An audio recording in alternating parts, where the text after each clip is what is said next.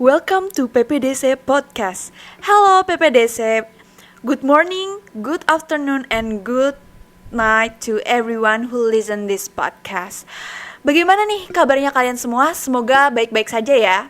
Sebelumnya perkenalkan aku Cantika dari angkatan 2022 dari Fakultas Farmasi Universitas Pancasila. Selamat datang di podcast PPDC Season 4 episode pertama. Bagi teman-teman yang belum tahu apa sih PPDC Podcast, PPDC Podcast adalah suatu podcast oleh Pancasila Pharmaceutical Debat Club di bawah naungan SEMA FFKM UP yang bergerak pada isu-isu terkait kefarmasian yang tentunya saja fresh dan terup to date. So, stay tune ya. Oke, pada kali ini kita akan mengkaji Undang-Undang Nomor 17 Tahun 2023 tentang Kesehatan pada pasal 199.5 yang menyatakan bahwa jenis tenaga kesehatan yang masuk dalam tenaga kefarmasian sebagaimana pada ayat 1 huruf D yang terdiri atas tenaga vokasi farmasi, apoteker, dan apoteker spesialis. Sehingga peraturan ini menimbulkan pro dan kontra karena dianggap tidak adil bagi sarjana farmasi. Oleh karena itu, tema podcast yang kami ambil pada kali ini yaitu mengapa sarjana farmasi harus berlanjut ke profesi apoteker, sebuah kebutuhan atau pilihan. Oke, bagaimana nih Sobat Podcast? Menarik banget kan temanya? Tentu saja kali ini kita mengkajinya nggak sendiri. Kita ditemani oleh narasumber yang luar biasa yaitu apoteker Niko Samuel Esvar. Halo Kak. Halo Cantika. Bagaimana kabarnya Kak? Alhamdulillah baik. Cantika gimana? Alhamdulillah baik juga Kak. Aku mau perkenalkan Kak Niko sedikit. Boleh. Kak Niko merupakan alumni dari Fakultas Farmasi Universitas Pancasila. Kak Niko memiliki minat dalam end-to-end healthcare ecosystems. Selama menempuh pendidikan sarjana farmasi, Kak Niko aktif dalam berbagai kegiatan dan meraih berbagai penghargaan, yaitu mengikuti lebih dari 5 program internship, mentor pada mata kuliah farmasi, dan peraih gold medal dalam WSEC 2023. Dan Kak Niko merupakan seorang first runner-up mahasiswa teladan 2021. Dan masih banyak lagi penghargaan lain yang Kak Niko raih. Oke Kak, itu adalah penjelasan sedikit dari aku. Kak Niko boleh memperkenalkan diri kembali. Oke, thank you Cantika. Halo teman-teman PPDC dimanapun di Universitas Pancasila ataupun di universitas lain. Perkenalkan, aku Niko Samuel. Saat ini baru banget lulus UKM PPAI, apoteker di Universitas Pancasila juga, dan saat ini lagi sibuk merunning suatu project kedepannya untuk mahasiswa farmasi juga. Kurang lebih seperti itu aja. Oh baik Kak, kok boleh tahu apa sih projectnya? Jadi aku lagi ngebangun suatu ekosistem di mana aku pengen nge-guide teman-teman farmasi di seluruh Indonesia untuk bermain mengenal farmasi itu seperti apa. Kenapa? Karena ketika mahasiswa farmasi masuk nih, misalkan baru jadi maba, mereka ibaratnya mungkin ada yang udah tahu, ada yang belum tahu.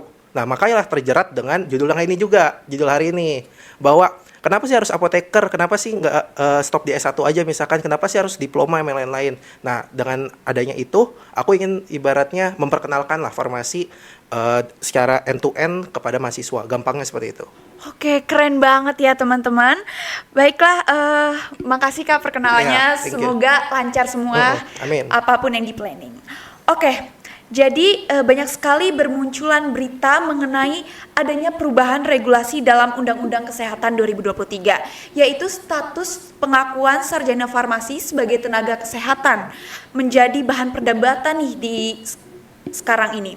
Kontroversi ini muncul karena Undang-Undang Kesehatan 2023 memperkenalkan kriteria baru yang lebih ketat untuk pengakuan sebagai tenaga kesehatan.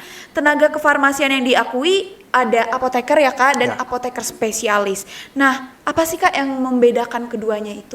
Oke, mungkin sebelum ke hal tersebut, tadi kan udah disampaikan bahwa di Undang-Undang 17 kemarin, tenaga kefarmasian itu ada vokasi, ada apoteker spesialis. Intinya ada 3 aja ini, hanya ada 3. Jadi, apa yang membedakannya? Dari segi tanggung jawab, dari segi yang ibaratnya hmm, tanggung jawabnya lah, gampangnya seperti itu. Misalkan, oh ternyata apoteker punya wewenang yang lebih tinggi misalkan dibandingkan diploma, tanggung jawabnya lebih besar misalkan. Oh misalnya kita langsung contohin di misalkan di lapangan, misalkan di rumah sakit. Oh ternyata apoteker kita memegang yang namanya farmasi klinis. Oh ternyata diplomanya tidak atau vokasinya tidak. Jadi tanggung jawab itu berbeda. Sama hal misalnya nanti di industri, sama hal misalnya di kosmetik, sama hal di misalnya alat kesehatan dan lain-lain gitu. Nah, apa yang membedakan antara apoteker dengan apoteker spesialis kayak tadi kan? Nah, apoteker spesialis itu sekarang sedang dirancang kurikulumnya. Kurikulum sedang dirancang, jadi nanti teman-teman masuk farmasi di seluruh Indonesia ada nih titel lagi namanya apoteker spesialis. Jadi ketika kalian udah lulus S1, terus nanti lulus apoteker, akan lagi lulus apoteker spesialis. Contohnya kalau misalkan kalian bingung, saat ini kan ada kedokteran, dokter misalkan spesialis jantung. Nah nanti ada juga nanti spesialis yang sedang dirancang oleh pihak yang terkait. Nah jadi nanti teman-teman bisa lebih spesialis gitu loh ibaratnya. Kenapa? Karena saat ini kita generalis. Bahasanya, aku yakin banget teman-teman farmasi saat ini belajar semua, industri belajar, klinis belajar. Itu kan stres Betul kan? banget. Banyak banget. Iya kan? Jadilah nanti ibaratnya akan ada apoteker spesialis, tapi nanti teman-teman harus S1 dulu, harus apoteker dulu, menempuh yang sama, baru nanti apoteker spesialis atau S2-nya lah bahasanya. Kurang lebih seperti itu. Oke, terima kasih Kak. Oh berarti tuh kalau spesialis itu seperti dokter ya Kak, Ya. ada spesialisnya. Gampangnya seperti itu. Baik Kak. Oke, dari segi kan ini membahas dari segi lapangan kerjanya ya Kak. Betul. Kalau yang di sini kan ada mention vokasi farmasi. Apa sih yang membedakan lapangan kerja antara apoteker dan vokasi farmasi? Oke, mungkin aku sedikit perlebar pertanyaannya.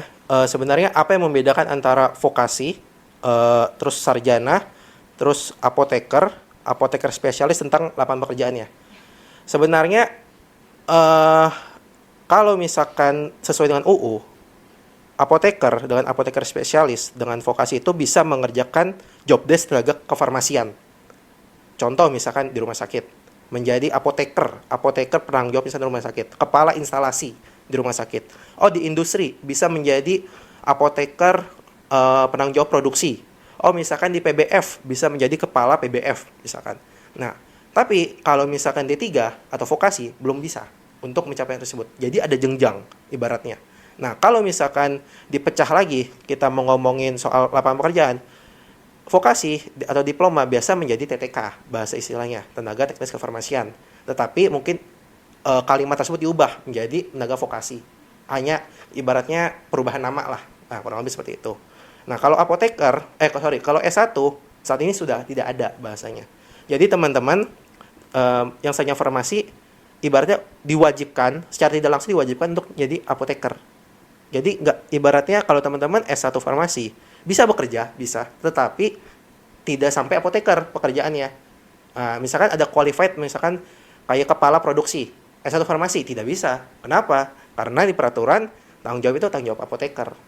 Jadi bahasa halusnya ada jenjang yang bisa diisi oleh masing-masing tadi diploma, profesi ataupun yang lain-lainnya, gitu. Oke, baik Kak. Berarti di sini tuh sebenarnya di undang-undang ini pun juga ada keuntungan sendiri bagi apoteker dan vokasi farmasi karena mereka secara gamblang di sini ditulis Ya, mereka diakui, sedangkan Betul. sarjana farmasi tidak diakui ya Kak. betul. Itu juga minus juga. Kenapa? Karena banyak teman-teman aku di nasional di Indonesia sekarang gini deh. Saat ini sarjana fakultasnya atau universitasnya itu ada 300 lebih. 300 lebih. Coba secara pikirkan aja, 1 tahun misalkan satu universitas itu menghasilkan 100, anggap ya 100 lulusan. Berarti 300 kali 100, udah berapa? 3.000, itu 1 tahun. Nah, prodi apotekernya itu nggak nyampe, seingat aku itu nggak nyampe 70, 60-an lah. 60-an. Nah, artinya ada gap tuh, 300 sampai 60-an, berarti ada 240-an ya. 240 kampus di Indonesia yang belum punya profesi apoteker. Nah, jadilah mereka ibaratnya harus effort misalkan ke mendaftar di universitas lain yang punya prodi apoteker. Dan belum tentu universitas yang prodi apoteker tersebut membuka untuk luar. Nah, jadilah ada gap tersebut. Nah, terus ditambah lagi biasanya lebih mahal. Lebih mahal, ini kan yang banyak perdebatannya saat ini. Oh, ternyata kita udah S1 udah mahal-mahal kuliah. Terus apoteker mahal lagi. Terus nanti belum misalkan apoteker spesialis mahal lagi. Ini mau sampai kapan gitu loh. Nah, inilah yang mahasiswa farmasi belum mengerti ketika masih milih maba gitu. Oke Kak, baik Kak. Berarti betul banget sarjana farmasi itu pastinya tidak mudah dan tidak murah juga ya Kak. Dengan adanya undang-undang ini, bagaimana menurut Kakak? Apakah ini adil atau buruk banget untuk sarjana farmasi? Karena ini PPDC, klub debat, jadi aku jamblangkan pro kontranya lah. Yang pro yang pertama, teman-teman, kita ibaratnya farmasi itu kompetensinya akan lebih bertambah lah. S1 menjadi apoteker. Kenapa? Karena kalau misalnya kita lihat, kita itu bukan tenaga medis. Tenaga medis itu adalah dokter dan dokter gigi. Sedangkan tenaga kesehatan ada farmasi, nurse, dan yang lain-lain. Nah, kalau misalkan kita bahasanya udah di apoteker, jenjang kita ibaratnya lebih bagus lah secara kompetensi, secara mungkin salary dan yang lain-lainnya gitu loh. Nah, tetapi selain itu ada minusnya gitu loh. Tadi gimana caranya prodi sarjana di Indonesia saat ini 240 kampusan tadi berpikir atau mencari solusi untuk yang namanya mencari prodi apoteker. Lulusan ini mau dibawa kemana gitu loh. Gue punya 24.000 misal lulusan dari 240 kampus. Ini mau jadi apa gitu loh. Mereka harus bersaing di antara 60 kampusan yang kecil. Berbeda misalnya dengan dokter. Dokter pasti S1 pasti ibaratnya kampus tersebut punya koas kan. Punya yang namanya buat melanjuti koasnya. Nah, sedangkan farmasi itu tidak ada. Ini yang menjadi problemnya kemarin. Nah, jadilah kita harus merembuk gimana caranya mencari gap yang tadi. Dan ditambah satu lagi. Gimana caranya kita ibaratnya membatasi dulu saat ini penambahan kuota S1. Kuota S1 dalam arti penambahan di perguruan tingginya. Misalkan, ada perguruan tinggi yang mau menambah S1 sarjana. Nah, apakah dia punya komitmen untuk menambahkan atau mempunyai prodi apoteker atau tidak? Kalau misalkan dia tidak berkomitmen, misalkan cuma bisa sampai sarjana doang, ya kita nambah PR lagi kan, bahasanya gitu kan. Nah, jadilah itu menjadi saat ini masih tantangan lah ibaratnya di farmasi. Baik Kak, tadi tuh tantangannya tuh ternyata cukup berat ya teman-teman semua. Betul. Karena dari sekian banyaknya dibuka untuk sarjana farmasi, ternyata untuk prodi selanjutnya untuk apoteker ternyata dibukanya sedikit ya Kak, universitas yang membuka. Berarti itu suatu tantangan. Tapi dari segi peluang, apakah ada peluang untuk sarjana farmasi Kak dari undang-undang tersebut? Oke, kalau berbicara peluang tentu ada teman-teman. Aku punya banyak banget teman sarjana farmasi yang dia tidak melanjuti apoteker. Dia berkarirnya malah lebih bagus dibandingkan apoteker. Kenapa? Karena dia melatih skill dia, hard skill dan soft skill ketika masih sarjana. Ibaratnya bahasanya dia sudah bekerja atau dia sudah internship dan lain-lain. Sehingga ketika dia lulus, dia yang dicari sama perusahaan tersebut ataupun sebagainya. Bahkan dibeasiswakan oleh perusahaan tersebut untuk masuk ke prodi apoteker. Nah, jadi sebenarnya tergantung sama teman-teman sarjana farmasi. Kalau kalian mindsetnya ibaratnya gue kuliah 4 tahun, terus misalnya langsung dapat pekerjaan, nanti ketika lulus, susah. Nah, tapi kalau teman-teman punya ibaratnya semangat ketika misalkan di sarjana, aku mau ibaratnya nanti lulus dari sini lanjut apoteker. Dibuat plannya. Misalkan teman-teman bisa, misalkan sekarang ini banyak banget beasiswa untuk prodi apoteker. Aku mau cari dari sekarang nih, mau nyiapin dari sekarang. Nanti bisa teman-teman berjalan dengan waktu. Karena banyak teman aku di Indonesia, terutama di Indonesia Timur, terus di Pulau Sumatera, Kalimantan, yang punya problem seperti ini. Dan dia menyelesaikannya seperti itu. Orang seperti itu. Baik Kak, wah ternyata nggak mesti harus apoteker kita bisa berkarir juga ya Kak. Ya. Jadi sarjana farmasi pun tetap bisa. Tapi kalau boleh tahu Kak, apa saja sih skill-skill yang harus kita miliki supaya kita juga nggak kalah saing nih sama vokasi, farmasi dan juga apoteker? Oke. Kalau misalnya bicara skill, itu sebenarnya dibagi dua. Ada yang namanya hard skill sama soft skill. Hard skill itu tergantung teman-teman maunya bekerja di mana. Atau bisa, kalau bahasa aku itu bermain. Bermainnya di mana? Kenapa bermain? Karena kita bakal ibaratnya 50 tahun atau sampai sampai misalnya akhir hayat dia ada di situ kan. Ya, makanya aku bahasnya bermain biar nggak stres-stres amat gitu loh. Kalau misalkan bekerja, aduh gila, gue kerja 50 tahun, gue kerja 40 tahun mau sampai kapan? Tapi kalau kalian bermain, oh bermain nih kayak asik nih, nah, makanya bahasnya bermain. Nah tergantung kalian mau bermainnya di mana. Misalkan bermain di industri farmasi. Toh kalau misalnya sarjana farmasi biasanya bisa mengisi beberapa posisi, misalkan produk eksekutif, terus RA dan yang lain lah banyak. Nah, tergantung teman-teman posisinya di mana. Misalnya produk eksekutif, berarti teman-teman harus jago komunikasi, itu soft skill-nya. Oh, hard skill-nya teman-teman harus mengetahui product knowledge dari obatnya. Oh, teman-teman misalkan mau masuk RA, RA regulasinya seperti apa sih? Gimana cara mendaftarkan obat misalkan ke BPOM? Nah, hal-hal seperti itu mungkin tidak semua dipelajari ketika sarjana. Tetapi teman-teman bisa mencari tahu ketika sarjana, ketika berkuliah 4 tahun, itu kan cukup lama tuh. Apa misalkan bagaimana caranya ininya. Makanya kita saat ini aku sama teman-teman lagi ngebangun ekosistem tersebut. Gimana kita bisa ngebantu teman-teman farmasi ngerangkul, oh teman-teman maunya kemana sih, kita bantuin loh. Misalkan teman-teman maunya ke industri, oh ya udah kita fasilitasi teman-teman dari sarjana untuk sampai ke industri, bisa nanti kasih beasiswa, bisa kasih skill, bisa kasih yang lain-lain. Itu yang sedang diprojectin. Nah misalkan juga teman-teman sarjana misalkan mau ke arah PBF atau misalkan ke arah yang lain-lain, itu juga sebenarnya bisa, tapi tergantung posisinya ada apa gitu kurang lebihnya. Yang penting adalah pesan aku, sarjana saat ini mau kalian angkatan 2024 ataupun semester 1 ataupun sampai misalkan semester 8 saat ini, teman-teman perbanyak skill lah, perbanyak bermain di skill, terus sama koneksi. Kenapa? Karena kalau misalkan teman-teman skillnya nol, teman-teman lanjut apoteker juga, ibaratnya sama aja gitu loh bahasanya. Kalau misalnya nggak ada skill ya. Tapi kalau misalkan teman-teman skillnya ibaratnya nggak jago-jago amat, tapi maksudnya mengasah terus-terusan, terus teman-teman punya koneksi, punya ini, nanti misalkan sampai sarjana, baru bisa sampai sarjana, it's okay. Nanti bisa misalkan beasiswa lain, dia bakal ngikut lah bahasanya gitu. Oke Kak, berarti yang terpenting nih bagi kita sarjana farmasi itu nggak cuma skill tapi juga koneksi Betul. juga. Koneksi itu sangat-sangat berpengaruh banget lah. Ibaratnya banyak saat ini yang tadi teman-teman aku yang hanya sampai sarjana, dia dengan adanya koneksi, dia bisa ke kiri kanan kiri, ibaratnya movingnya enak lah, bermain berkarirnya enak, kurang lebih seperti itu. Iya betul. Oke, terima kasih Kak. Kita lanjut. Jadi menurut Kakak nih dengan adanya peraturan ini ada tantangan juga, ada peluang juga. Apa sih yang mendasari pertimbangan disahkan aturan ini Kak? Oke. Nah, sebenarnya gini teman-teman. Kalau dalam sudut pandang, kita buat dua sudut pandang deh.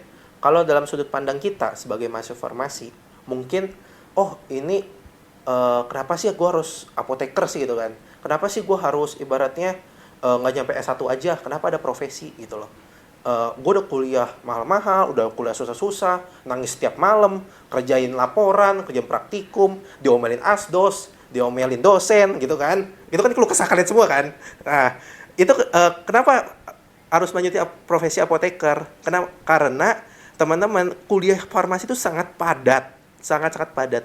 Kalian ibaratnya kalau bahasa aku, di mana ada obat itu ada apoteker yang pertama. Di mana ada kosmetik itu ada apoteker. Di mana ada vitamin itu ada apoteker. Dan itu sekarang udah mau ibaratnya scale up lagi. Nanti alat kesehatan, alat yang ini. Jadi 4 tahun bahasa itu kalau bahasa aku kurang cukup gitu loh. Masih sangat kurang cukup. Nah, makanya ditambah 1 tahun supaya teman-teman bisa mengeksplor dunia teman-teman mau kemana. Oh, aku maunya lebih ke arah rumah sakit nih. Nah, eksplornya di rumah sakit. Oh, teman-teman misalkan mau di industri. Oh, silakan nanti eksplornya di profesi, di apotekernya.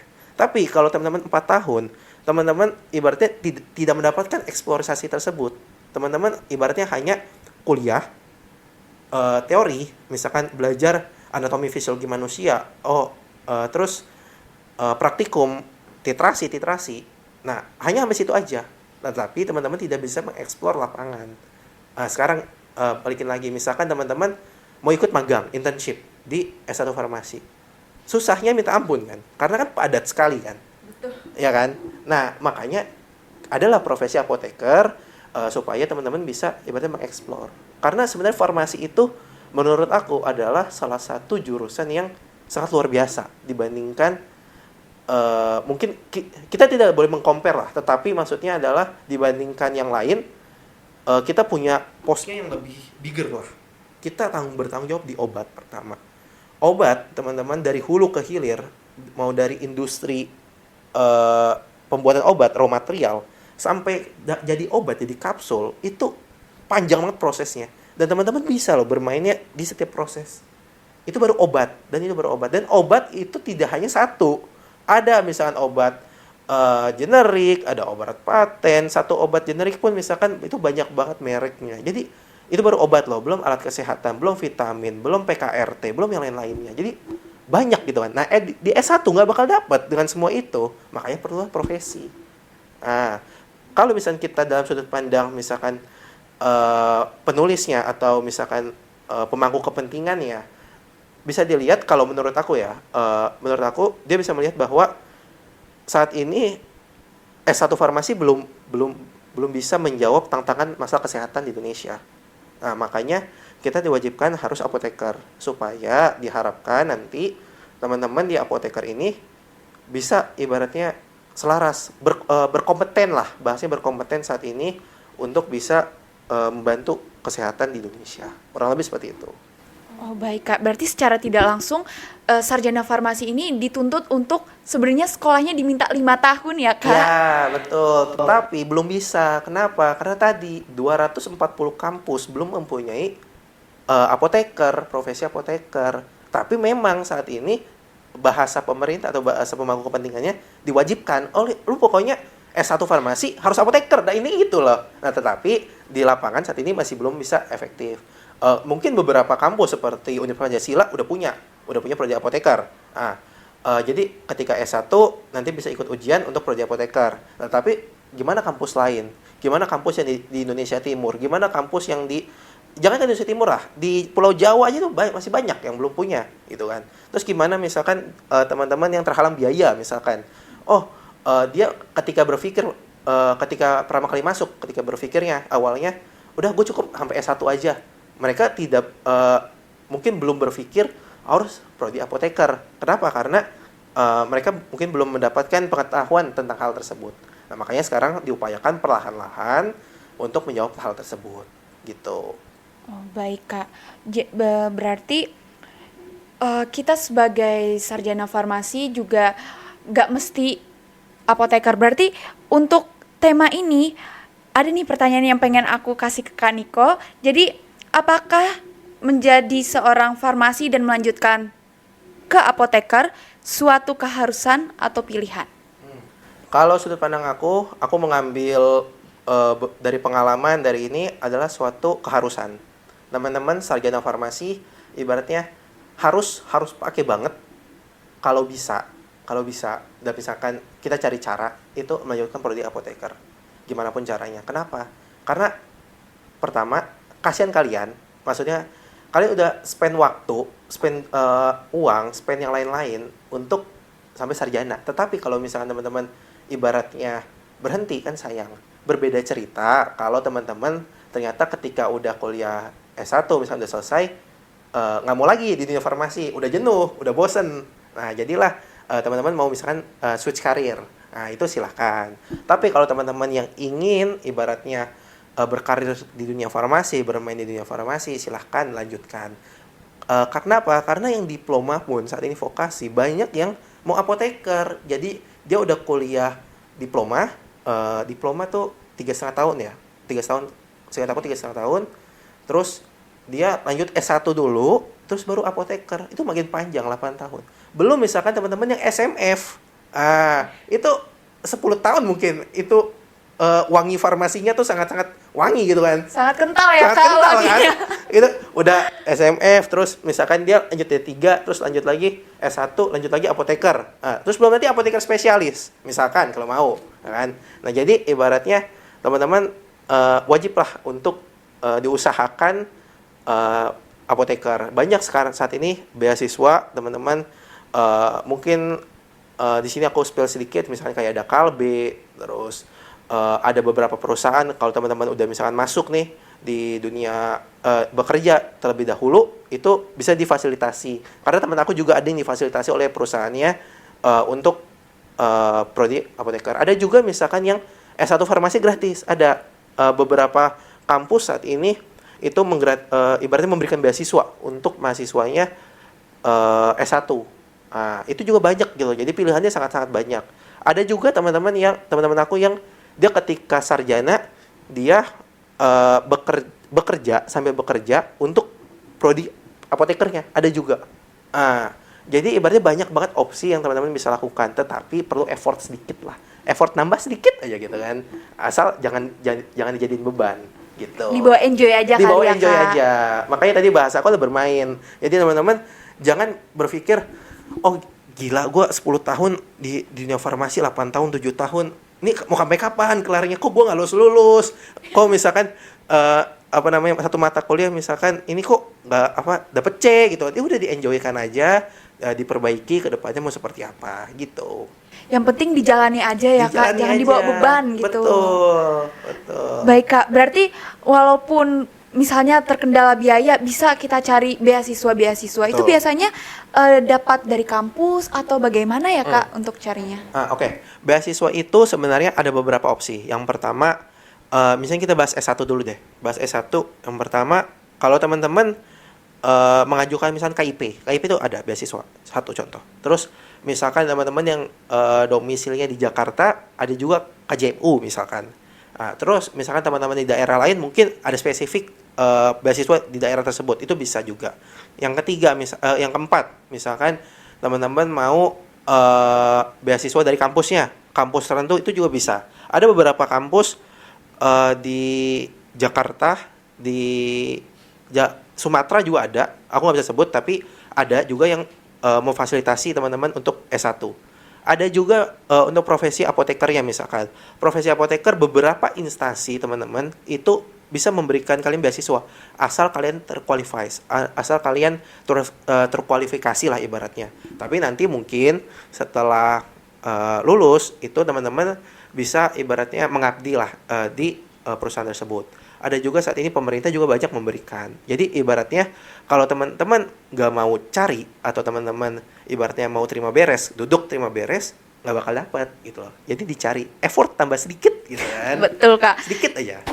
Berarti tuh untuk dapat itu tuh kalau kitanya semangat, kitanya mau, pasti ketemu ya, Kak, jalannya. Betul banget. Apalagi sekarang ini aku suka banget dengan programnya Pak Nadiem yang MBKM gitu kan. Ya, apa itu, Kak? MBKM jadi teman-teman nanti mahasiswa farmasi ataupun mahasiswa lain itu bisa internship, bisa student exchange dan lain-lain. Nah, teman-teman yang misalkan ibaratnya magang ketika nanti pada saat sarjana, teman-teman itu bisa ibaratnya menunjukkan dulu skill nih, skill kepada perusahaan tersebut. Nah, perusahaan tersebut biasanya bisa memfasilitasi teman-teman untuk memberikan beasiswa. Jadi itu ada namanya bahasanya kayak kesempatan untuk hal tersebut. Kalau nggak salah di UP juga ada beberapa yang dia exchange misalkan keluar kan. Nah di luar teman-teman bisa ibaratnya belajar budaya di sana. Siapa tahu dari S1 farmasi teman-teman udah bosan di Indonesia mau move ke sana. Bisa juga. Ada teman aku, mentor aku dia apoteker di sini, tapi dia nggak mau berkarir di nggak mau berkarir di Indonesia. Dia langsung move ke Jerman. Ada juga di sana. Jadi ibaratnya udah bosan banget di Indonesia mungkin, atau jenuh di Indonesia, dia ingin berkarir di Jerman. Ada juga yang di Denmark, ada juga yang di UK. Jadi banyak gitu loh. Jadi teman-teman ibaratnya pada masa S1 ini, teman-teman jangan berpikir atau jangan belajar hanya di kelas aja. Tapi teman-teman explore juga. Oh, gue habis ini mau ngapain? Oh, gue mau prodi apoteker. Oh, gimana caranya? Oh, gue mau S2. Gimana caranya? Yang lain-lain. Banyak kesempatan, banyak ibaratnya tantangan, tapi harus dijalani. Kurang lebih seperti itu. Betul, Kak. Berarti setiap tantangan yang kita dapatkan, termasuk undang-undang baru ini merupakan tantangan tersendiri, terutama bagi sarjana farmasi. Tapi di balik tantangan ini pasti kita punya peluang yang lebih besar asal kita emang bener-bener pengen maju, emang kita bener-bener emang pengen cari. Betul. Baik Kak, mungkin terima kasih bagi Kak Niko telah menyempatkan waktunya, Thank you udah juga. chit-chat juga bareng teman-teman PPDC di sini semua. Thank you.